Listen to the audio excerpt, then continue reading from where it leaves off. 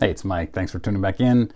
Today's Monday. Last night I did the live stream with subscribers. Almost hit 100 people at once in that. We got about 350 in the live stream overall. I thought it was a great success, so thank you if you were there. Thanks for joining, commenting. Gave away a bunch of cards. I'll have those cards out. It's probably going to be Saturday before I get them out, just being honest.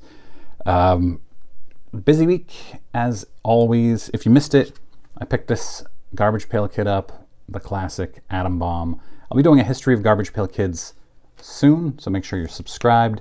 And I wanted to talk about the 1985 Topps Mini Test Issue.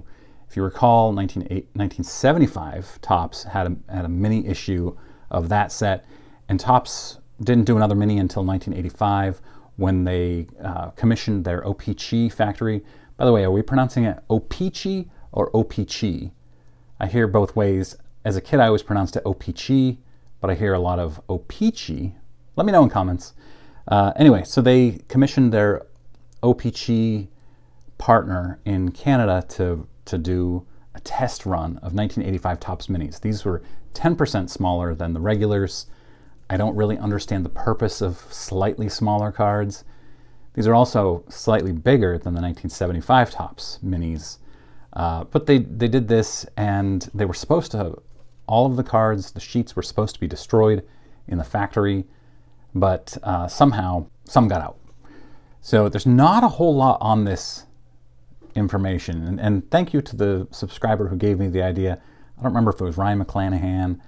Somebody said it had a rich backstory. I didn't find a whole lot of backstory, but it is pretty interesting what happened. So these are called one of the rarest Topps issues out there. Of course, it was never actually issued by Topps, but it is a very rare. It's not as rare as the Topps 1961 dice game test, which I did a video on a while back now. It must have been at least 6 months ago or so. Back in those days, you had 792 cards in the sets. There were 6 132 card sheets printed. And so that made up your 792 cards. I did find a very enlightening comment on TCDB from 2018. User BZJR68 commented that there were 130 sheets taken out of the factory by an employee at that time. There were also 10 blank back vanilla bean cardstock as part of the 130 sheets, and 5 proof sheets with tan cardstock. There were 132 cards per sheet, as I mentioned. The sheets were eventually cut up and sold out into the marketplace, and you can find them on eBay. We'll talk about that in a minute. So there are fewer than 100 per card out there, and 5 to 10 of the blank back proofs. I also read that there's some red back proofs in a 2006 Collectors Universe forum. I couldn't find those anywhere, so if you know of any of those, happy to look at those. The numbering did match the 1985 Topps normal issue set, so these were clearly intended to be some sort of a parallel in 1985.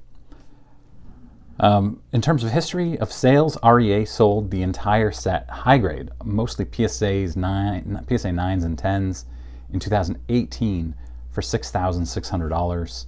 So not bad. I would say probably similar amounts today, maybe a little bit more.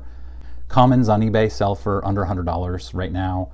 A Mike Schmidt PSA 10 Pop 1 is currently for sale for $15,000. No way to say how much it's actually worth, since apparently none of them have ever sold, or I couldn't find any sale for a PSA 10 Mike Schmidt. PSA has graded 946 of these cards. In the registry, Bob's BB Cards leads and has won this for many, many years. They were added to the registry, I think, in 2009, and Bob's BB Cards has won the registry title, I think, every year since then. Bob has 100% of the cards in very high grade. His grade point average on there is 10.33, meaning with bonuses for scarcity. I think that's how it's worked. Correct me if I'm wrong.